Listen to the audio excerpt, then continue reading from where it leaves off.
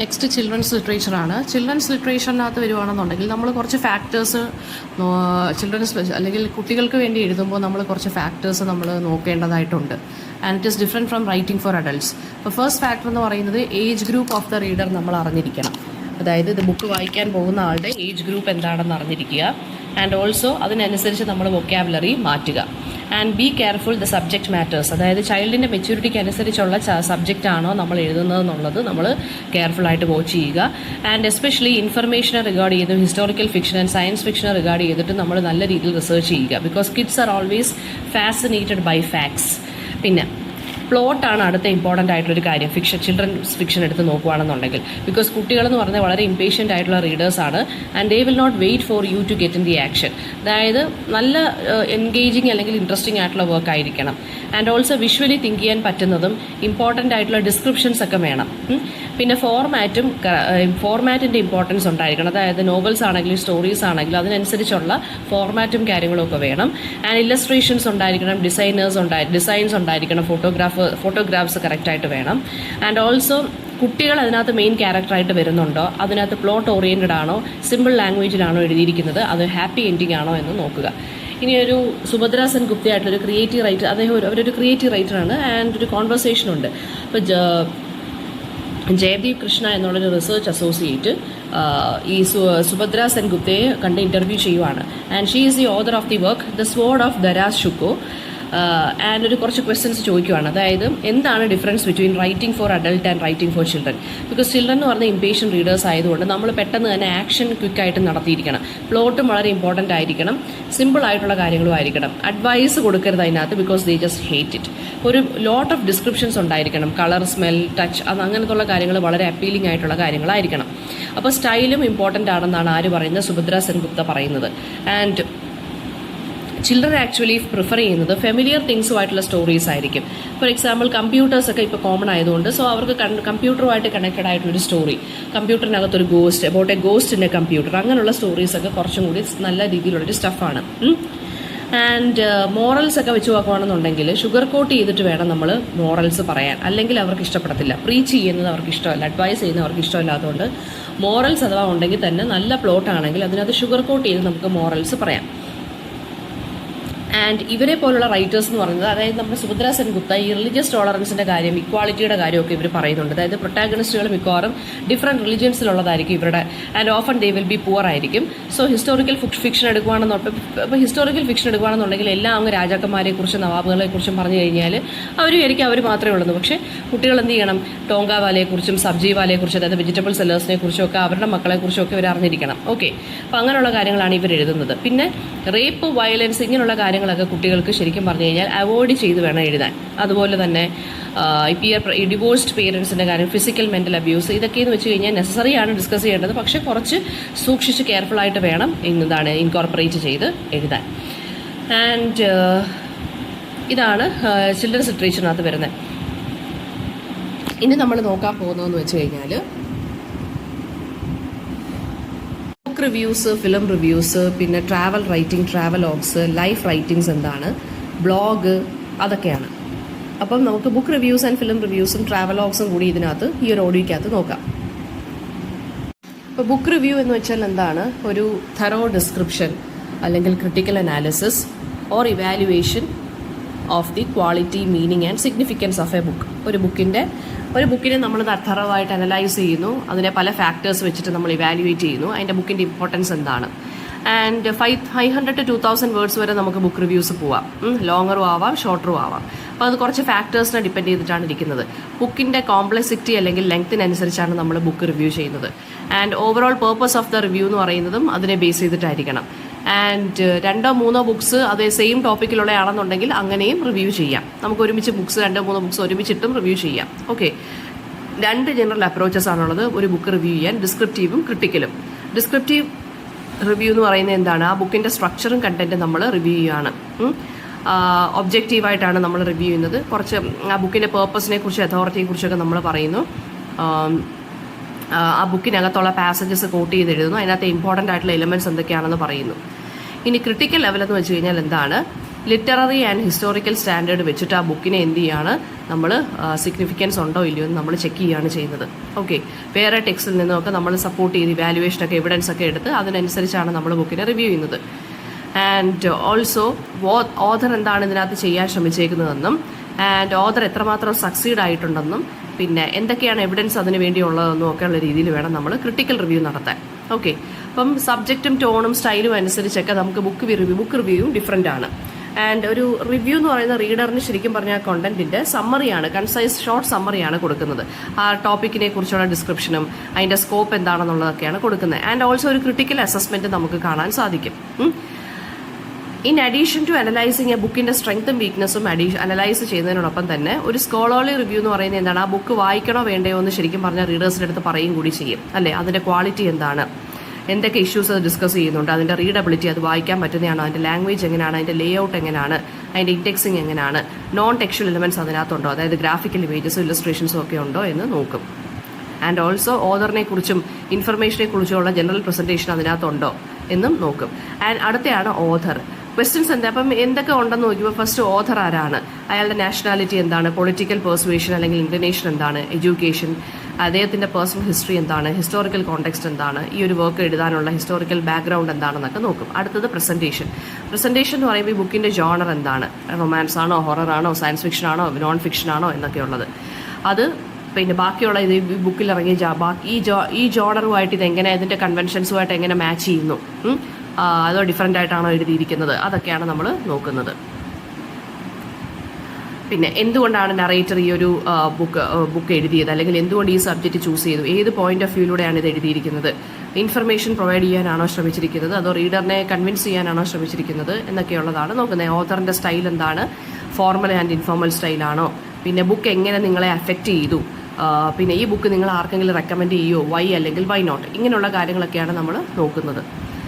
പിന്നെ നമ്മൾ അടുത്ത എന്താണ് ഡിസ്ക്രിപ്ഷൻ. ഡിസ്ക്രിപ്ഷൻ എന്ന് വെച്ച് കഴിഞ്ഞാൽ എന്താണ്, ഓഥർ ഈ ഒരു ഇപ്പോൾ ഡിസ്ക്രിപ്ഷൻ എന്ന് വെച്ചാൽ അതിനകത്ത് വല്ല ഇമേജസ് ഒക്കെ ഉണ്ടോ, റീഡറിന്റെ സെൻസസിനെയും അപ്പീൽ ചെയ്യുന്ന കണക്കുള്ളതാണോ എന്നുള്ളതാണ് ഡിസ്ക്രിപ്ഷൻ.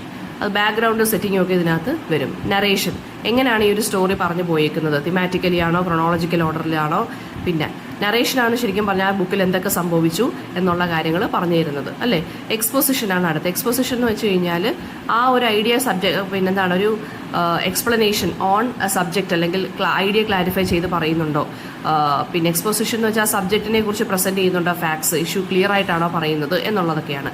ആർഗ്യുമെന്റ് എന്ന് വെച്ച് കഴിഞ്ഞാൽ എന്താണ്, ഓഥർ ചില ടെക്നിക്സ് യൂസ് ചെയ്യും റീഡറിനെ പെർസ്യൂഡ് ചെയ്ത് വായിപ്പിക്കാൻ വേണ്ടി. അത് എത്രമാത്രം സക്സസ്ഫുൾ ആയി, ഒരു ക്വസ്റ്റിനെ എത്രമാത്രം പിന്നെ ഏതൊക്കെ ക്വസ്റ്റ്യൻസ് അഡ്രസ്സ് ചെയ്തിട്ടുണ്ട് ഈ ബുക്കിനകത്ത്, റീഡറിനെ കൺവിൻസ് ചെയ്യാൻ ശ്രമിച്ചിട്ടുണ്ടോ, ഇതൊക്കെയാണ് നോക്കുന്നത് നമ്മൾ. പിന്നെ അതിൻ്റെ കോണ്ടന്റിനെ നമ്മൾ എന്ത് ചെയ്യും, ക്രിട്ടിക്കലി ഇവാലുവേറ്റ് ചെയ്യും. ഇനി അടുത്ത ബുക്ക് റിവ്യൂസ് എങ്ങനെയാണ് നമ്മൾ എഴുതുന്നത്, റൈറ്റിംഗ് എ ബുക്ക് റിവ്യൂവിൻ്റെ എങ്ങനെയാണ് എഴുതുന്നതെന്ന് ചോദിച്ചു കഴിഞ്ഞാൽ most of the book reviews എന്ന് പറഞ്ഞു കഴിഞ്ഞാൽ 250 to 500 വേർഡ്സ് ആണ്, അല്ലെങ്കിൽ 500 to 750 വേർഡ്സ് ഒക്കെ വരാം. പിന്നെ ഞാൻ നേരത്തെ പറഞ്ഞു തന്ന കാര്യങ്ങളൊക്കെയാണ് നമ്മൾ ശ്രദ്ധിക്കാനുള്ളത്. കീ ഐഡിയാസ് എന്തൊക്കെയാണ്, കോഡ്സ് എന്തൊക്കെയുണ്ട്, കോഡ്സ് ഒക്കെ എഴുതാൻ പറ്റുമെങ്കിൽ കോഡ്സ് ഒക്കെ എഴുതുക ബുക്ക് റിവ്യൂ ചെയ്യുമ്പോൾ. പിന്നെന്താണ്, before you begin to read നമ്മൾ ഈ ഒരു റിവ്യൂവിനകത്ത് എന്തൊക്കെ എലമെന്റ്സ് എഴുതണം എന്നുള്ളത് നമ്മൾ ഇൻക്ലൂഡ് ചെയ്യുക. ഓഥർ ആരാണ്, ജോണർ എന്താണ്, ടൈറ്റിൽ നോക്കണം നമ്മൾ, ഇതിൻ്റെ ഇൻട്രൊഡക്ഷൻ പേജും ടേബിൾ ഓഫ് കണ്ടന്റ്സ് നോക്കുക നമ്മൾ, ചാപ്റ്റർ വൈസ് ഡിവിഷൻ നോക്കുക നമ്മൾ, ബുക്ക് കവർ എങ്ങനെയാണെന്ന് നോക്കുക, അതായത് ബുക്ക് ജാക്കറ്റ് എങ്ങനെയാണെന്ന് നോക്കുക, പ്രിന്റിംഗ് എങ്ങനെയാണെന്ന് നോക്കുക. ബുക്ക് ജാക്കറ്റ് എന്ന് വെച്ചാൽ മിനി റിവ്യൂസ് അതിൻ്റെ പുറത്തും കാണുമല്ലോ. പിന്നെ എന്താണ്, ആസ് യു റീഡ് നമ്മൾ ക്യാരക്ടേഴ്സിനെ നോക്കുക, തീം എന്താണെന്ന് നോക്കുക, സ്റ്റൈല്, ആർഗ്യുമെന്റ്, കീ ഐഡിയാസ് എന്തൊക്കെയാണ്, കോഡ്സ് എന്തൊക്കെയാണ്. നമ്മൾ എഴുതാൻ തുടങ്ങുമ്പോൾ നമ്മൾ എന്താണ്, ഷോർട്ട് സമ്മറി കൊണ്ട് തന്നെ തുടങ്ങുക, ബാക്ക്ഗ്രൗണ്ട് ഓഫ് ദ വർക്ക്. പക്ഷേ ഒരുപാട് കൊടുക്കരുത്. മെനി റിവ്യൂസ് എന്ന് പറയുന്നത് ശരിക്കും പറഞ്ഞാൽ കപ്പിൾ ഓഫ് ചാപ്റ്റേഴ്സിൻ്റെ സമ്മറി പറഞ്ഞിട്ടങ്ങ് നിർത്തും. പക്ഷേ അങ്ങനെ ആക്കരുത്. ഓക്കെ, നോൺ ഫിക്ഷൻ വർക്ക്സ് ഒക്കെ ആണെന്നുണ്ടെങ്കിൽ നമ്മളൊരു ബേസിക് ഐഡിയ, ബുക്കിൻ്റെ ആർഗ്യുമെൻറ്റ് കൂടുതൽ ഡീറ്റെയിലിംഗ് ഇല്ലാതെ പറഞ്ഞു പോവുക. പിന്നെ ഒരു ബാക്ക്ഗ്രൗണ്ട് എസ്റ്റാബ്ലിഷ് ചെയ്യുക. ഓഡിയൻസിനെ നമ്മൾ റിമെമ്പർ ചെയ്യുക, ആരാണോ ഇത് വായിക്കാൻ പോകുന്നത്. ആൻഡ് ഓഡിയൻസ് ഈ ഒരു ബുക്ക് വായിച്ചിട്ടില്ല എന്നുള്ള മൈൻഡോട് കൂടി വേണം നമ്മളിത് എഴുതാൻ. അതുകൊണ്ട് ക്യാരക്ടേഴ്സിനെയും ഇതിനകത്ത് വരുന്ന കാര്യങ്ങളെല്ലാം കെയർഫുൾ ആയിട്ട് വേണം ഇൻട്രൊഡ്യൂസ് ചെയ്യാൻ. പിന്നെന്താണ്, മൈനർ ക്യാരക്ടേഴ്സ് അല്ലെങ്കിൽ പ്രിൻസിപ്പൾസ് എന്തെങ്കിലും ഉണ്ടെങ്കിൽ, ഐഡിയാസ് എന്തെങ്കിലും ഉണ്ടെങ്കിൽ അതുമായിട്ട് ഡീൽ ചെയ്യുക. പിന്നെ എല്ലാ ക്യാരക്ടറിനെ നമ്മൾ കവർ ചെയ്യാൻ പറ്റത്തില്ല. അപ്പോൾ കുറച്ച് ഇമ്പോർട്ടൻ്റ് ആയിട്ട് സ്റ്റാൻഡ് ഔട്ട് ചെയ്യുന്ന ക്യാരക്ടേഴ്സിനെ നോക്കുക, നല്ല രീതിയിൽ ഓർഗനൈസ് ചെയ്യുക ടെക്സ്റ്റിനെ. അതുപോലെ തന്നെ റീഡേഴ്സിന് ഇവാലുവേറ്റ് ചെയ്യാൻ ഒരുപാട് സ്പേസും കൊടുക്കുക. ഓക്കെ, പിന്നെ ഇവാലുവേഷൻ എന്ന് വെച്ച് കഴിഞ്ഞാൽ എന്താണ്, ഈ ബുക്കിനകത്ത് ഡിസ്കസ് ചെയ്യുമ്പോൾ ഒരു 1 or 2 പോയിന്റ്സ് എടുത്തിട്ട് ഏതാണോ നമ്മൾ ബുക്ക് റിവ്യൂ ചെയ്യാൻ പോകുന്ന ആളുകൾക്ക് വർക്കാവുന്നത് അത് വെച്ചിട്ട് വേണം ചെയ്യാൻ. ഓക്കെ. പിന്നെ നമ്മൾ ഇമോഷണലായിട്ട് അപ്പീൽ ചെയ്തോ അതോ ലോജിക്കലായിട്ടാണോ അപ്പീൽ ചെയ്തെന്നുള്ള കാര്യങ്ങളൊക്കെ റിവീൽ ചെയ്യുക. പബ്ലിഷർ അല്ലെങ്കിൽ പ്രൈസ് എന്താണെന്ന് നോക്കുക. ISBN ഒക്കെ ചില ആളുകൾ റിവ്യൂ പബ്ലിഷ് ചെയ്തിട്ടുള്ള കാര്യങ്ങളൊക്കെ റിവ്യൂ ചെയ്യാറുണ്ട്. അപ്പോൾ ഇത് ഇത്രയാണ്. പിന്നെ ഡബിൾ ചെക്ക് ചെയ്യുക. ഓക്കെ. ഇനി അടുത്ത ഓട്ടോബയോഗ്രഫിയാണ്. ഓട്ടോബയോഗ്രഫി എന്ന് വെച്ച് കഴിഞ്ഞാൽ സെൽഫ് റിട്ടേൺ ബയോഗ്രഫിയാണ് നമ്മൾ ഓട്ടോബയോഗ്രഫി ആയിട്ട് എഴുതുന്നത്. ഒരാളുടെ ലൈഫ് സ്റ്റോറി അയാൾ സ്വന്തമായിട്ട് എഴുതുന്നതിനെയാണ് ഓട്ടോബയോഗ്രഫി എന്ന് പറയുന്നത്. ബയോഗ്രഫി എന്ന് വെച്ചാൽ മറ്റൊരാൾ ഒരാളുടെ ലൈഫ് സ്റ്റോറി എഴുതുന്നത്. അപ്പോൾ ഓതർ ശരിക്കും പറഞ്ഞു കഴിഞ്ഞാൽ അയാളുടെ ലൈഫിലുള്ള എല്ലാ കാര്യങ്ങളെക്കുറിച്ചും മിക്കവാറുള്ള എല്ലാ കാര്യങ്ങളും 90% എഴുതി വെക്കും അല്ലേ. ആൻഡ് ഓട്ടോബയോഗ്രഫീസ് എന്ന് പറയുന്നൊരു പോപ്പുലർ ലിറ്റററി ജാണറാണ്. ഫസ്റ്റ് വെസ്റ്റേൺ ഓട്ടോബയോഗ്രഫി എന്ന് പറയുന്നത് സെയിൻറ്റ് അഗസ്റ്റിൻ്റെയാണ്. അദ്ദേഹത്തിൻ്റെ കൺഫെഷൻസ് ആണ് ഫസ്റ്റ് ഓട്ടോബയോഗ്രഫി എന്ന് പറയുന്നത്. ചില ഓട്ടോബയോഗ്രഫീസ് സ്ട്രെയിറ്റ് ഫോർവേഡ് ആണ്. ചിലതെന്ന് പറയുന്നത് എന്താണ്, കുറച്ച് കാര്യങ്ങൾ മാത്രമേ പറയത്തുള്ളൂ. അപ്പം ഓട്ടോബയോഗ്രഫി എന്നുള്ളൊരു ഗ്രീക്ക് വേർഡിൽ നിന്ന് വന്നതാണ്. ഓട്ടോ എന്ന് വെച്ചാൽ സെൽഫ്, ബയോസ് എന്ന് വെച്ചാൽ ലൈഫ്, ഗ്രഫെയിൻ എന്ന് വെച്ചാൽ ടു റൈറ്റ്. അപ്പോൾ ഒരു സെൽഫ് റിട്ടേൺ ലൈഫ്, അതിനെയാണ് ഓട്ടോബയോഗ്രഫി എന്ന് പറയുന്നത്. അപ്പോൾ ഹിസ്റ്ററി ഓഫ് ഓട്ടോബയോഗ്രഫി നോക്കുവാണെങ്കിൽ അഗസ്റ്റിൻ്റെ കൺഫെഷൻസ് ആണ് ഫസ്റ്റ് വെസ്റ്റേൺ ഓട്ടോബയോഗ്രഫി. അത് ഓട്ടോബയോഗ്രഫിക്കൽ വർക്ക്സ് എന്ന് പറയുന്നത് ജൂയിഷ് ഹിസ്റ്റോറിയൻ ഫ്ലേവിയസ് ജോസഫസിൻ്റെ വിറ്റ എന്ന് പറയുന്ന ഒരെണ്ണമുണ്ട്. അത് 99 CE മിക്കവാറും പബ്ലിഷ് ചെയ്തിരിക്കുന്നത്. പിന്നെ ഗ്രീക്ക് സ്കോളറായിട്ടുള്ള ലൈബേനിയസിൻ്റെ ഒറേഷൻ ഫസ്റ്റ് ഉണ്ട്. പിന്നെ ഇതൊക്കെയാണ് ശരിക്കും പറഞ്ഞു കഴിഞ്ഞാൽ പിന്നെ ഓട്ടോബയോഗ്രഫീസ് ആയിട്ടുള്ള ഫസ്റ്റ് ഓട്ടോബയോഗ്രഫീസ് എന്ന് പറയുന്നത്. അതർ ഇംഗ്ലീഷ് ബയോഗ്രഫി എന്ന് പറയുമ്പോൾ ലോർഡ് ഹെർബർട്ട് ഓഫ് ചെർബുറിയുടെ 1764 മെമ്മോയിസ് ഉണ്ട്. ജോൺ ബനിയൻ്റെ ഗ്രേസ് അബൗണ്ടിങ് ഉണ്ട്. ജീൻ ജാക്വസ് റൂസോയുടെ കൺഫെഷൻസ് ഉണ്ട്. ഇതൊക്കെ എന്താണ് ഓട്ടോബയോഗ്രഫി ജോണറിനകത്ത് വരുന്നതാണ്. ഇതൊരു ലിറ്റററി ജോണറാണ്. ആൻഡ് ബ്രിട്ടീഷ് സ്കോളറായിട്ടുള്ള വില്യം ടൈലറാണ് ഈ ഒരു ഫസ്റ്റ് ഓട്ടോബയോഗ്രഫി എന്നുള്ള ടേം ആദ്യമായിട്ട് യൂസ് ചെയ്തത്.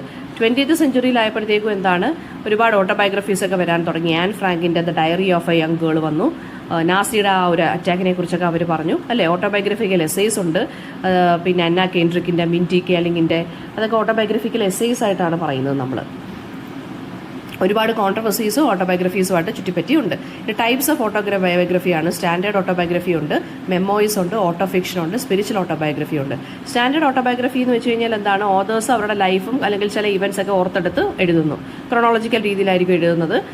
ചിലപ്പോൾ അല്ലാതെ ആയിരിക്കാം, ഫ്ലാഷ് ബാക്ക് പോലെയൊക്കെ എഴുതാം. ഓക്കെ. ഒരു സ്ട്രീം ഓഫ് കോൺഷ്യസ്നസ് ടെക്നിക്ക് വെച്ചിട്ട് എഴുതാം. മെമ്മോയർ എന്ന് വെച്ച് കഴിഞ്ഞാൽ എന്താണ്, കുറച്ചും കൂടി നാരോയർ ആണ്. അതെന്ന് വെച്ച് കഴിഞ്ഞാൽ പെർട്ടിക്കുലർ മെമ്മറീസ് അല്ലെങ്കിൽ തോട്ട്സ് ആൻഡ് ഫീലിങ്സ് മാത്രമേ എഴുതത്തുള്ളൂ. പിന്നെ ഹെൻറി ഡേവിഡ് തോറോ ഒരു നോട്ടബിൾ മെമ്മോയറിസ്റ്റ് ആണ്. അദ്ദേഹത്തിൻ്റെ വർക്ക് വോൾഡൻ എന്ന് പറയുന്ന ഒരു മെമ്മോയറാണ്. ഓട്ടോ ഫിക്ഷൻ എന്ന് പറയുന്നത് എന്താണ്, ഫിക്ഷണലൈസ്ഡ് ഓട്ടോബയോഗ്രഫിയാണ്. അതായത് എല്ലാ കാര്യങ്ങളും ലൈഫിൽ സംഭവിച്ച കാര്യങ്ങളാവണമെന്നില്ല, ഫിക്ഷണൽ ആയിട്ടുള്ള എലമെൻസും ചേർക്കും. അതൊരു കൈൻഡ് ഓഫ് സ്റ്റോറി എന്ന് പറയാൻ പറ്റത്തില്ല, പ്ലസ് ഫിക്ഷൻ. അപ്പോൾ അതെന്ന് പറയുന്നത് ക്രിയേറ്റീവ് ആയിട്ടുള്ള രീതിയിൽ ഇവൻസിനെയും ക്യാരക്ടേഴ്സിനെയും മാറ്റും. റിയാലിറ്റി ഏതാ ഫിക്ഷൻ ഏതാണെന്ന് അറിയാൻ പറ്റാത്ത രീതിയിലാക്കും. അടുത്തത് സ്പിരിച്വൽ ഓട്ടോബയോഗ്രഫിയാണ്. അപ്പോൾ ഓട്ടോ ഫിക്ഷൻ വേണമെന്നുണ്ടെങ്കിൽ നമുക്ക് കമലാദാസിൻ്റെ മൈ ഡേയ്സ് ഒക്കെ, എൻ്റെ കഥ, മൈ സ്റ്റോറി എന്നൊക്കെ പറഞ്ഞ് വേണമെങ്കിൽ ഓട്ടോ ഫിക്ഷൻ ആക്കി മാറ്റാം. സ്പിരിച്വൽ ഓട്ടോബയോഗ്രഫി എന്ന് വെച്ചാൽ റിലീജിയസ് അല്ലെങ്കിൽ സ്പിരിച്വൽ ആയിട്ടുള്ള ഒരു ടോണിൽ എഴുതുന്ന ഓട്ടോബയോഗ്രഫീസാണ്. ഫോർ എക്സാമ്പിൾ സെയിൻറ്റ് അഗസ്റ്റിൻ്റെ കൺഫെഷൻ എന്ന് പറഞ്ഞൊരു സ്പിരിച്വൽ ഓട്ടോബയോഗ്രഫിയാണ്. പിന്നെ ഓട്ടോബയോഗ്രഫിയും ബയോഗ്രഫിയും തമ്മിലുള്ള ഡിഫറൻസ് എന്ന് വെച്ചാൽ റിയൽ ലൈഫിനെ റെക്കോർഡ് ചെയ്യുന്നതാണ് ഓട്ടോബയോഗ്രഫീസും ബയോഗ്രഫീസും. പക്ഷേ ഒരു മേജർ ഡിസ്റ്റിങ്ഷനേ ഉള്ളൂ. ഓട്ടോബയോഗ്രഫി എന്ന് വെച്ചാൽ അയാൾ സ്വന്തമായിട്ട് എഴുതുന്നു അയാളുടെ ലൈഫ് സ്റ്റോറി. ബയോഗ്രഫി എന്ന് പറഞ്ഞാൽ വേറൊരാൾ എഴുതുന്നു, ഓക്കെ, മറ്റൊരാളുടെ ലൈഫ് സ്റ്റോറി. ബയോഗ്രഫേഴ്സ് ജോബ് എന്ന് വെച്ചാൽ ടിപ്പിക്കലി മോർ ഇൻവോൾവ് ആയിട്ടാണ് ചെയ്യാൻ, ഡീറ്റെയിൽഡ് റിസർച്ച് വേണം. ഓട്ടോബയോഗ്രഫർ എന്ന് വെച്ച് കഴിഞ്ഞാൽ എന്താണ്, ബിക്കോസ് അയാൾ തന്നെ ജീവിച്ച ലൈഫ് ആയതുകൊണ്ട് അയാൾക്ക് ആ ഒരു ലൈഫ് എഴുതുന്നതിന് വലിയ ബുദ്ധിമുട്ട് കാണത്തില്ല. പിന്നെ ഫങ്ഷൻ ഓഫ് ഓട്ടോബയോഗ്രഫി എന്ന് വെച്ച് കഴിഞ്ഞാൽ എന്താണ്, it allows the author to tell the true story of their own life. അതുകൊണ്ടാണ് ശരിക്കും പറഞ്ഞാൽ ഫേമസ് പീപ്പിൾ അവരുടെ ഓട്ടോബയോഗ്രഫീസ് എഴുതുന്നത്. അവരുടെ റിയൽ ലൈഫ് എന്താണെന്ന് അവരെഴുതുന്നു. അപ്പോൾ ഹിസ്റ്ററി ശരിക്കും പറഞ്ഞാൽ നമ്മൾ ഹിസ്റ്ററി എടുത്ത് നോക്കുകയാണെന്നുണ്ടെങ്കിൽ ഇങ്ങനെയുള്ള നോട്ടബിൾ ആയിട്ടുള്ള ഇൻഡിവിജ്വൽസിൻ്റെ ഓട്ടോബയോഗ്രഫീസ് നല്ല ഫേമസ് ആണ്. ഇപ്പോൾ മഹാത്മാഗാന്ധിയുടെയൊക്കെ എടുത്ത് നോക്കുകയാണെന്നുണ്ടെങ്കിലും നെൽസൺ മണ്ടേലയുടെ ലോങ് വാക്ക് ടു ഫ്രീഡം ഒക്കെ എടുത്ത് നോക്കുകയാണെന്നുണ്ടെങ്കിൽ അതിന് ഒരുപാട് അഡ്വാൻറ്റേജസ് ഉണ്ട്. കുറച്ച് ഇൻഫ്ലുവൻസ്, കുറച്ച് ഇൻസ്പിറേഷനൊക്കെ നമുക്ക് അതിനകത്തുനിന്ന് കിട്ടുന്നുണ്ട് അല്ലേ. പിന്നെ എക്സാമ്പിൾസ് ഓഫ് ഓട്ടോബയോഗ്രഫീസ് നോക്കുവാണെങ്കിൽ മായ ഏഞ്ചലോയുടെ I know by the caged bird sing. അത് 7 വോളിയം സീരീസ് ആയിട്ടുള്ളൊരു ഓട്ടോബയോഗ്രഫിയാണ്. മായ ഏഞ്ചലോ ഒരു പൊയറ്റാണ്, ടീച്ചറാണ്, ആക്ട്രസ് ആയിരുന്നു, ഡയറക്ടറായിരുന്നു, ഡാൻസർ ആയിരുന്നു, സിവിൽ റൈറ്റ് ആക്ടിവിസ്റ്റ് ആയിരുന്നു. ഇതിനകത്ത് അവരുടെ ലൈഫ് സ്റ്റോറി, റേപ്പ്, റേസിസം, ഇങ്ങനെയുള്ള കാര്യങ്ങളൊക്കെയാണ് പറഞ്ഞു പോകുന്നത്. ഹെലൻ കെല്ലറിൻ്റെ the story of my life, അവരുടെ ഫസ്റ്റ് 20 ഇയേഴ്സിൻ്റെ കാര്യങ്ങളൊക്കെയാണ് പറയുന്നത്. ചൈൽഡ്ഹുഡ് ഇൽനെസ്സിനെ കുറിച്ചും ബ്ലൈൻഡ്നെസ്സിനെ കുറിച്ചും ഡെഫ്നെസ്സിനെ കുറിച്ചും ഒക്കെ. പിന്നെ how to write an autobiography, അതൊരു യൂണിവേഴ്സൽ ആർട്ട് ഫോമാണ് and it caters accessible to anyone. ആർക്ക് വേണമെങ്കിലും ഓട്ടോബയോഗ്രഫി എഴുതാം. അപ്പോൾ ഒരു ഓട്ടോബയോഗ്രഫിക്കൽ ഔട്ട്ലൈൻ ക്രിയേറ്റ് ചെയ്യുക, നമ്മുടെ അപ്ബ്രിങ്ങിങ്ങിനെ കുറിച്ചും ഇമ്പാക്ട്ഫുൾ മൊമെൻറ്റ്സിനെ കുറിച്ചും ഒക്കെ എഴുതുക, നമ്മുടെ ഫെയിലിയർ, സക്സസ്, മീനിങ്ഫുൾ ആയിട്ടുള്ള മെമ്മറീസിനെ കുറിച്ചൊക്കെ എഴുതുക. ഈസിയർ സെക്ഷൻ വേണം ആദ്യം എഴുതി പോവാൻ. പിന്നെന്താണ്, ഫസ്റ്റ് ഡ്രാഫ്റ്റ് എഴുതുക, പിന്നെ വായിച്ച് നോക്കുക, പിന്നെ പിന്നെന്താണ്, എഡിറ്റ് ചെയ്യുക, റീറൈറ്റ് ചെയ്യുക. ഓക്കെ. അഡ്വാൻറ്റേജ് എന്ന് വെച്ച് കഴിഞ്ഞാൽ എന്താണ്, പിന്നെ ബയോഗ്രഫിയാണ് അടുത്ത് നോക്കുന്നത്. ബയോഗ്രഫി എന്ന് വെച്ചാൽ ഒരാളുടെ ലൈഫ് മറ്റൊരാൾ എഴുതുകയാണ് ചെയ്യുന്നത്. പക്ഷേ വേൾഡിൻ്റെ greatest of works of literature എന്ന് പറയുന്ന എല്ലാം ഓട്ടോബയോഗ്രഫിയാണ്. ജൂലിയസ് സീസറിൻ്റെ കമൻറ്ററീസ് ഉണ്ട്, ബെഞ്ചമിൻ ഫ്രാങ്ക്ലിൻ്റെ ഓട്ടോബയോഗ്രഫി ഉണ്ട്, സെയിൻറ്റ് അഗസ്റ്റിൻ്റെ കൺഫെഷൻസ് ഉണ്ട്, അതൊക്കെ അങ്ങനെയുള്ളതാണ്. പിന്നെ ബയോഗ്രഫി എന്ന് പറയുമ്പോൾ നമ്മൾ ബിഗാൻ ഇൻ 15th century യൂറോപ്പിലാണ്. മാർഗറി കെംപെയാണ് ആദ്യമായിട്ട് ബയോഗ്രഫി എഴുതുന്നത്. അപ്പോൾ അത് എന്ന് പറയുമ്പോൾ ഓതേഴ്സ് യൂസ് ഓട്ടോബയോഗ്രഫീസ് എന്തിനു വേണ്ടിയാണ് ശരിക്കും പറഞ്ഞാൽ അവരുടെ ഇവൻറ്റ്സ് ഷെയർ ചെയ്യാനും ലൈഫ് ടൈമിലുള്ള കാര്യങ്ങളെല്ലാം ഫ്യൂച്ചർ ജനറേഷനും കൂടെ മനസ്സിലാക്കാൻ വേണ്ടിയാണ് ചെയ്യുന്നത്. അപ്പോൾ അവരുടെ ആ ഒരു ഇവൻറ്റ്സിനെയൊക്കെ പേഴ്സണലൈസ് ചെയ്യുകയാണ് ചെയ്യുന്നത് അല്ലേ. പിന്നെ ഡിസഡ്വാൻറ്റേജ് എന്താണെന്ന് വെച്ച് കഴിഞ്ഞാൽ സ്കെപ്റ്റിസിസം. അയാളുടെ മൈൻഡിലുള്ള കാര്യങ്ങളാണ് അയാൾ എഴുതുന്നത്, അത് അയാളുടെ ഡിസഡ്വാൻറ്റേജ് ആയിട്ട് മാറുവാണ്. അതായത് റീഡേഴ്സിന് തോന്നാം, അതായത് ശരിക്കുള്ള കാര്യങ്ങളെ വേണമെന്നുണ്ടെങ്കിൽ ഈ ഓതർ എഴുതുമ്പോൾ ഓതറിനെ പുകഴ്ത്തി എന്നുള്ള രീതിയിലൊക്കെ എഴുതാം. റിയൽ ഫാക്റ്റ് വേണമെങ്കിൽ ഹൈഡ് ചെയ്തിട്ടും എഴുതാം. ഡിസഡ്വാൻറ്റേജ് പിന്നെ അടുത്ത് വരുന്നതെന്ന് വെച്ച് കഴിഞ്ഞാൽ ജഡ്ജ്മെൻറ്റ് ഓഫ് ഹിസ്റ്ററി വരുന്നുണ്ട്. അതായത് ബെർണൽ ഡി കാസ്റ്റിലോ അദ്ദേഹത്തിൻ്റെ ഓട്ടോബയോഗ്രഫി ആയിട്ടുള്ള the discovery and conquest of മെക്സിക്കോയ്ക്കകത്ത് എൻ്റർടൈൻ ചെയ്യാനും ഇൻഫോം ചെയ്യാനാണ് അദ്ദേഹം ഈ ഒരു ഓട്ടോബയോഗ്രഫി എഴുതുന്നത്. പക്ഷേ അദ്ദേഹത്തിന് ഓട്ടോബയോഗ്രഫിക്കകത്ത് ചില കാര്യങ്ങൾ സ്പെയിനും അതുപോലെ തന്നെ ആൻഡ് ഇറ്റ്സ് ഇൻഡിജീനിയസ് അലൈസും മെക്സിക്കൻ എംപയറും അതിൻ്റെ അലൈസും തമ്മിലുള്ള വാറിനെ കുറിച്ചൊക്കെ അദ്ദേഹം ഡീറ്റെയിൽ ചെയ്ത് പറയുന്നുണ്ട്. മെനി ഓഫ് ദ ഇവൻറ്റ്സ് ഒക്കേർഡാണ്. കുറച്ച് കാര്യങ്ങൾ പക്ഷേ അദ്ദേഹം എഴുതിയതെല്ലാം കുറച്ച് ഫിക്ഷനൊക്കെ ചേർത്തിട്ട് അങ്ങനെയൊക്കെയാണ് എഴുതിയിരിക്കുന്നത്. അപ്പോൾ അതിനകത്ത് പ്രശ്നങ്ങളൊക്കെ വരാൻ സാധ്യതയുണ്ട്. നെക്സ്റ്റ് നമ്മൾ നോക്കാൻ പോകുന്ന റെസിപ്പി റൈറ്റിംഗ് ആണ്. റെസിപ്പി റൈറ്റിംഗ് നമ്മൾ നോക്കുകയാണെന്നുണ്ടെങ്കിൽ അതിൻ്റെ നറേറ്റീവ് സ്റ്റൈലായിരിക്കും മിക്കവാറുമുള്ള റെസിപ്പീസൊക്കെ എഴുതുന്നത്, ഇൻഗ്രീഡിയൻസിൻ്റെയും മെത്തേഡ്സിൻ്റെയൊക്കെ കാര്യങ്ങൾ പറയാൻ വേണ്ടി അല്ലേ. അപ്പോൾ the universal receipt book by Priscilla ഹോംസ്പെഡിനകത്ത് അവരൊരു ഗുഡ് എക്സാമ്പിളാണ്. അതിനകത്ത് ഫുൾ അവർ നറേറ്റീവ് സ്റ്റൈലാണ് എഴുതിയിരിക്കുന്നത്. എങ്ങനെയാണോ ഡിക്റ്റേറ്റ് ചെയ്യുന്നത് അതുപോലെയാണ്, അതായത് ഒരു അസിസ്റ്റൻറ്റിന് അല്ലെങ്കിൽ ട്രെയിനിക്ക് എങ്ങനെയാണോ പറഞ്ഞു കൊടുക്കുന്നത് അതുപോലെയാണ്, ആ ഒരു സ്റ്റൈലാണ് അവർ എഴുതിയിരിക്കുന്നത്. അപ്പോൾ അത് ചിലപ്പോൾ TV കുക്കിംഗ് ഷോയിൽ നിന്ന് എടുത്തിട്ടുള്ള ട്രാൻസ്ക്രിപ്ഷനും ആയിരിക്കാം. അപ്പോൾ നറേറ്റീവ് റെസിപ്പി എന്ന് പറയുന്നത് 2 പാർട്ടുണ്ട്, ടൈറ്റിലും മെത്തേഡും ഉണ്ട്, ഇൻഗ്രീഡിയൻസും ഉണ്ട് അല്ലേ. പിന്നെ മോഡേൺ റെസിപ്പി എന്ന് പറഞ്ഞാൽ കുക്ക് ബുക്ക് റൈറ്റേഴ്സ് ഉണ്ടല്ലോ, അതിനകത്ത് പറയുന്നതെന്ന് വെച്ച് കഴിഞ്ഞാൽ പുട്ടിങ് ദി ഇൻഗ്രീഡിയൻസ് ഫസ്റ്റ് എന്ന് പറയുന്നതാണ് മോസ്റ്റ് ഇമ്പോർട്ടൻ്റ് എന്ന് പറയുന്നത്. സോ റെസിപ്പി സ്റ്റൈൽ എന്ന് പറയുന്നത് സ്റ്റാർട്ടഡ് അങ്ങനെ ഇൻഗ്രീഡിയൻസ് ആയിരിക്കും ആദ്യമേ മെൻഷൻ ചെയ്യുന്നത്. ആൻഡ് ഇപ്പോൾ റെസിപ്പി അല്ലെങ്കിൽ കുക്ക് ബുക്സ് ഒക്കെ ഇറങ്ങുമ്പോഴത്തേക്കും ഫോട്ടോഗ്രാഫ്സ് ആണ് അതിനകത്ത് കൂടുതലായിട്ടും വരുന്നത് അല്ലേ. ഇപ്പോൾ നമുക്ക് ഇൻ്റർനെറ്റൊക്കെ ഉള്ളതുകൊണ്ട് നമുക്ക് യൂട്യൂബിനകത്ത് നോക്കിയായാലും ചെയ്യാം. ആദ്യമേ റെസിപ്പി റൈറ്റിങ്ങിനകത്ത് ആദ്യമേ റെസിപ്പിയുടെ ഒരു വിഷ്വലൈസേഷൻ നമ്മൾ മൈൻഡിൽ നടത്തുക. ആൻഡ് ഒരു ഫാമിലി റെസിപ്പിയാണ് എഴുതുന്നതെന്നുണ്ടെങ്കിൽ എന്ത് ചെയ്യുക, അതിൻ്റെ ഒത്തൻറ്റിസിറ്റി എത്രമാത്രം ഇമ്പോർട്ടൻ്റ് ആണെന്ന് റീഡേഴ്സിൻ്റെ അടുത്ത് അല്ലെങ്കിൽ വായിക്കുന്ന ആൾക്ക് അല്ലെങ്കിൽ കാണുന്ന ആൾക്കാർക്ക് പറഞ്ഞു കൊടുക്കുക. പബ്ലിക്കായിട്ട് ഒരു റീഡർഷിപ്പ് ആണെന്നുണ്ടെങ്കിൽ ട്രഡീഷൻ എന്ന് പറയുന്നത് ലെസ് ഇമ്പോർട്ടൻറ്റ് ദാൻ ടേസ്റ്റ് ആണ്. ടേസ്റ്റിന് വേണം ഇമ്പോർട്ടൻസ് കൊടുക്കാൻ. പിന്നെ ഇൻഗ്രീഡിയൻസ് എല്ലാം ഗ്യാദർ ചെയ്തിട്ട് അതിനെ എഴുതുക, സപ്ലൈസ് എല്ലാം ഗ്യാദർ ചെയ്യുക, പിന്നെ കുക്കിംഗ് സ്റ്റാർട്ട് ചെയ്യുക. അതായത് ഫസ്റ്റ് ടൈമാണ് നമ്മൾ കുക്ക് ചെയ്യുന്നതെന്നുള്ള രീതിയിൽ വേണം നമ്മൾ പ്രിപ്പയർ ചെയ്ത് പോകാൻ. അതായത് കുക്ക് ചെയ്ത് തുടങ്ങുമ്പോൾ തന്നെ നമ്മൾ നോട്ട്സ് ആയിട്ട് എഴുതി പോവുക. മെഷർമെൻറ്റ്സ് ഒക്കെ ഓരോ ഇൻഗ്രീഡിയൻ്റ് എഴുതുക, ഓരോ സ്റ്റെപ്പ് ഡിസ്ക്രൈബ് ചെയ്ത് എഴുതുക. ഫോട്ടോസും എടുത്തു വെക്കുക. കളർഫുൾ ആയിട്ടുള്ള സ്റ്റെപ്പ് ബൈ സ്റ്റെപ്പ് ഫോട്ടോസ് വേണം എടുക്കാൻ, ഓരോ സ്റ്റെപ്പിൻ്റെയും ഫോട്ടോസ് എടുക്കണം.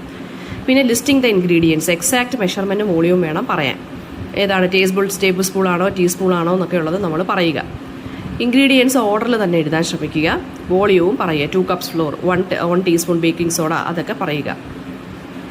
പിന്നെ ചിലപ്പോൾ ചില സമയത്ത് ഇൻഗ്രീഡിയൻസിന് ഫസ്റ്റ് ടൈം മാത്രമല്ല പിന്നെയും ഇടയ്ക്ക് ചില ഇൻഗ്രീഡിയൻസ് ഒക്കെ യൂസ് ചെയ്യേണ്ടി വരും സെവറൽ പാർട്സിൽ, അതും കറക്റ്റായിട്ട് പറയുക. ഓക്കെ. പിന്നെ സിമ്പിൾ ടെക്നിക്സ് ആയിരിക്കണം നമ്മൾ പറയാനുള്ളത്. ഇൻഗ്രീഡിയൻറ്റ് ലിസ്റ്റ് എഴുതുമ്പോൾ സിമ്പിൾ ടെക്നിക്കായിട്ട് വേണം എഴുതാൻ. പിന്നെ എന്താണ് എക്യുപ്മെൻറ്റ് ഏതൊക്കെ വേണമെന്ന് പറയുക. ഈസി ടു റീഡ് ആയിട്ടുള്ള ഡിസ്ക്രിപ്ഷൻസ് അല്ലെങ്കിൽ പ്രോസസ്സ് ഈസി ടു റീഡ് ആയിരിക്കണം. എക്സാക്ട് ടെമ്പറേച്ചറും കുക്കിംഗ് ടൈമും പറയുക. പിന്നെന്താണ് ഹിൻറ്റുകളൊക്കെ കൊടുക്കുക ഓരോ കാര്യങ്ങൾ കുക്ക് ചെയ്യുമ്പോഴും. പിന്നെ സെപ്പറേറ്റ് ആയിട്ടുള്ള കോംപ്ലിക്കേറ്റഡ് സ്റ്റെപ്പിനെ നമ്മൾ പാരാഗ്രാഫ് വൈസ് ആയിട്ട് സെപ്പറേറ്റ് ആയിട്ട് തന്നെ കാണിക്കുക. എങ്ങനെ വേണം ഒരു ഡിഷിനെ ഫിനിഷ് ചെയ്യാനെന്നുള്ളതും പറയുക. അപ്പോൾ ഹെൽപ്ഫുൾ ഇൻഫർമേഷൻ ഉണ്ടായിരിക്കണം. റെസിപ്പീസ് ഒക്കെ clear and easy to read ആയിരിക്കണം. റെസിപ്പീസ് ടെസ്റ്റ് ചെയ്യുക റെസിപ്പി. അതായത് റെസിപ്പി കംപ്ലീറ്റ് ആകുമ്പോൾ ഒന്നും കൂടെ നമ്മൾ കുക്ക് ചെയ്ത് നോക്കുക അത് കറക്റ്റ് ആണോ ഇല്ല എന്നുള്ളത്. അടുത്തത് ട്രാവൽ റൈറ്റിംഗ് ആണ്. അപ്പം അതിന് മുന്നേ തന്നെ റെസിപ്പീസ് എഴുതാൻ പറഞ്ഞ ഒരു സാമ്പിൾ റെസിപ്പി എഴുതാൻ പറഞ്ഞാൽ ആദ്യമേ അതിൻ്റെ ടൈറ്റിൽ കൊടുക്കുക, ഇൻഗ്രീഡിയൻസ് ആദ്യമേ കൊടുക്കുക. അത് കഴിഞ്ഞിട്ട് ഇൻഗ്രീഡിയൻസ് പിന്നെയും വേണ്ടുന്ന ഏതാണെന്ന് വെച്ചാൽ എഴുതുക, ഇൻസ്ട്രക്ഷൻസ് കൊടുക്കുക. അങ്ങനെ വേണം കൊടുക്കാൻ. അടുത്ത ട്രാവൽ റൈറ്റിംഗ് ആണ്. ട്രാവൽ റൈറ്റിംഗ് എന്ന് വെച്ചാൽ ഒരു നോൺ ഫിക്ഷൻ ജോണറാണ്. വേർ ദ റൈറ്റർ ഒരു ലൊക്കേഷനെ കുറിച്ച് ഡിസ്ക്രൈബ് ചെയ്യുന്നു. ആ ലൊക്കേഷനുള്ള ആളുകളെക്കുറിച്ചും കസ്റ്റമറിനെ കുറിച്ചും കൾച്ചറിനെ കുറിച്ചും ഡിസ്ക്രൈബ് ചെയ്യുന്നു. അതൊരു ഓൾഡ് ജേണറാണ്. ഗ്രീസിലാണ് ഇത് സ്റ്റാർട്ട് ചെയ്തത്. ട്രാവൽ റൈറ്റിങ്ങിന് ട്രാവൽ ലിറ്ററേച്ചർ എന്നും പറയാറുണ്ട്. ഓക്കെ, ട്രാവൽ റൈറ്റിംഗ് എന്ന് പറയുന്ന hundreds and thousands of years ആയിട്ട് ഇവിടെ എക്സിസ്റ്റ് ചെയ്തൊരു കാര്യമാണ് travel writing. Earliest travel writing എന്ന് പറയുന്നത് ട്രാവലേഴ്സിനെ ഹെൽപ്പ് ചെയ്യാൻ വേണ്ടിയായിരുന്നു, യൂറോപ്പ് ആൻഡ് ഏഷ്യ ആൻഡ് ആഫ്രിക്കയിലുള്ള. എക്സാമ്പിൾ എന്ന് പറയുന്നത് London from a distance by Ford Madox Ford ഉണ്ട്, Niagara Falls by Robert Brooke ഉണ്ട്, of travel by Francis Bacon ഉണ്ട്. ട്രാവൽ റൈറ്റിംഗ് ഒരു പവർഫുൾ ടൂളാണ്. അത് ആളുകളെ ഇൻസ്പയർ ചെയ്യാനും റീഡേഴ്സിനെ കണക്ട് ചെയ്യാനും ഒക്കെ സഹായിക്കും. അത് പേഴ്സണൽ ഇൻ ടോൺ ആയിരിക്കും കൂടുതൽ എഴുതുന്നത് നല്ലത്. കൊമേഴ്ഷ്യൽ ട്രാവൽ റൈറ്റിംഗും ഉണ്ട്, അത് ഗൈഡ് ബുക്സ് പോലെ ആയിരിക്കും വരുന്നത്. പിന്നെ ലിറ്റററി ട്രാവൽ റൈറ്റിംഗ് എന്ന് വെച്ച് കഴിഞ്ഞാൽ എന്താണ്, ആളുകളെ എൻ്റർടൈൻ ചെയ്യാൻ അല്ലെങ്കിൽ പ്ലഷറിന് വേണ്ടിയായിരിക്കും. അതിൻ്റെ മെറിറ്റ്സ് ആയിരിക്കും കൂടുതലും നമ്മൾ പറയുന്നത്. അപ്പോൾ ഇനി പ്രോസസ് ഓഫ് ട്രാവൽ റൈറ്റിംഗ് എന്ന് വെച്ചാൽ ഫസ്റ്റ് പേഴ്സണിൽ വേണം എഴുതാൻ, പാസ്റ്റ് ടെൻസിൽ വേണം എഴുതാൻ, പേഴ്സണൽ അക്കൗണ്ട് ആയിട്ടുള്ള രീതിയിൽ വേണം എഴുതാൻ. മെനി റൈറ്റേഴ്സ് എന്ന് പറയുന്ന അവരുടെ സ്റ്റാർട്ട് ദിയർ പീസ് വളരെ സ്ട്രോങ് ആയിട്ടായിരിക്കും തുടങ്ങുന്നത്. ഒരു ബ്രീഫ് അനക്ഡോട്ട് വെച്ചിട്ടായിരിക്കും തുടങ്ങുന്നത്. പിന്നെ റീഡറിൻ്റെ അറ്റൻഷൻ ഗ്രാബ് ചെയ്യുന്ന രീതിയിൽ വേണം എഴുതി തുടങ്ങാൻ. എയർപോർട്ടിൽ നിന്നാണ് ജേർണി തുടങ്ങിയത് എന്നുള്ള രീതിയിൽ പറയരുത്, കുറച്ചുകൂടി ഇൻട്രസ്റ്റിംഗ് ആയിട്ടുള്ള രീതിയിൽ എഴുതുക. പിന്നെ പോയിന്റ് ഓഫ് സ്റ്റോറി ആൻഡ് ട്രിപ്പിലോട്ട് കയറുക, ഒരു നറേറ്റീവ് ത്രെഡുമായിട്ട് വരിക. പിന്നെന്താണ്, നല്ലൊരു ഫ്ലോ പോലെ ക്രൊണോളജിക്കൽ ആയിട്ടുള്ള ഓർഡറിൽ വേണമെങ്കിൽ പറയാം, അല്ലെങ്കിൽ അല്ലാതെ അവിടുന്ന് ഇവിടുന്നുമായിട്ട് മിക്സ് ആക്കിയും പറയാം. പിന്നെന്താണ്, ക്ലീഷ്യസ് ഒക്കെ ബ്രേക്ക്, അതായത് യൂസ് ചെയ്യരുത്. ഒറിജിനൽ ഡിസ്ക്രിപ്ഷൻസ് ഒക്കെ വരുമ്പോൾ ക്ലീഷ്യസ് ഒക്കെ അങ്ങ് കളയുക. പിന്നെ നമ്മളാണ് എഴുതുന്നതെന്നുള്ളതൊരു നാച്ചുറൽ സൗണ്ടിങ് വേണം ഈ ഒരു ഇത് എഴുതുമ്പോൾ. ഫാക്റ്റുകൾ ചെക്ക് ചെയ്തിട്ട് വേണം എഴുതാൻ, ആളുകൾക്ക് ഇൻഫർമേഷൻ കൊടുക്കുന്നത് കൊണ്ട്. പിന്നെന്താണ്, ഡോണ്ട് വേസ്റ്റ് വേർഡ്സ്, അതായത് കുറച്ചായിട്ടുള്ള ഷോർട്ടായിട്ട് കൺസൈസ് ആയിട്ട് വേണം എഴുതാൻ. പേഴ്സണലായിട്ട് അഫക്റ്റ് ചെയ്തേക്കുന്ന മൊമെൻറ്റ്സ് കൂടുതലായിട്ട് നമ്മൾ ഭയങ്കരമായിട്ട് പെരുപ്പിച്ച് എഴുതേണ്ട കാര്യമില്ല. പേഴ്സണൽ, അതായത് ഈ മിസ്ഡ് ബസ്, ഡയറിയ, അങ്ങനെയുള്ള കാര്യങ്ങളും മഴ, അങ്ങനെയുള്ള കാര്യങ്ങളൊന്നും എഴുതാതിരിക്കുക. പിന്നെ ക്രിയേറ്റീവ് റൈറ്റിങ്ങിനകത്തൊരു ഇമ്പോർട്ടൻറ്റ് റോൾ എന്ന് വെച്ച് കഴിഞ്ഞാൽ റൈറ്റിംഗ് ഈസ് ടു ഷോ എന്നാണ് ട്രാവൽ റൈറ്റിംഗ് എന്ന് പറയുന്നത്, അല്ലാതെ നോട്ട് ടു ടെൽ. അപ്പോൾ നല്ല രീതിയിൽ ഡിസ്ക്രൈബ് ചെയ്തിട്ട് വേണം എഴുതാൻ. പിന്നെ മച്ച് വിഷ്വൽ ഡിസ്ക്രിപ്ഷൻസ് ഇൻക്ലൂഡ് ചെയ്യുക. നമ്മളൊരു ബ്ലൈൻഡ് പേഴ്സൻ്റെ അടുത്ത് കാര്യങ്ങൾ ഡിസ്ക്രൈബ് ചെയ്യുന്നത് പോലെ തന്നെ വേണം എഴുതാൻ. ഓക്കെ, ഏർലി ട്രാവൽ നറേറ്റീവ്സ് എന്ന് പറയുമ്പോൾ പെരിപ്ലസ് ഓഫ് ദി എറിഥേറിയൻ സീ ഉണ്ട്, അതൊരു ഏർലി വർക്കാണ്. ആഫ്രിക്ക, സൗത്ത് ഏഷ്യയിലുള്ള റൂട്ട്സിനെ കുറിച്ചാണ് അത് പറഞ്ഞു പോയിരിക്കുന്നത്. പിന്നെ മോഡേൺ ട്രാവൽ റൈറ്റിംഗ് എന്ന് വെച്ചാൽ ബുക്സ് മാത്രമല്ല, ഇപ്പോൾ ആളുകൾ ഓൺലൈനായിട്ടും അത് പബ്ലിഷ് ചെയ്യുന്നുണ്ട്. ട്രാവൽ റൈറ്റിംഗ് ഒരു ഡിഫിക്കൽട്ട് ജോണറാണ് ഡിസ്ക്രൈബ് ചെയ്യാനുള്ളത്, അല്ലേ? പിന്നെ നമുക്ക് സീരിയസ് ആയിട്ട് വേണമെങ്കിലും എഴുതാൻ ട്രാവൽ റൈറ്റിംഗ്, നമുക്ക് ഓൺലൈനായിട്ടും വേണമെന്നുണ്ടെങ്കിൽ എന്ത് ചെയ്യാം, പബ്ലിഷ് ചെയ്യാം.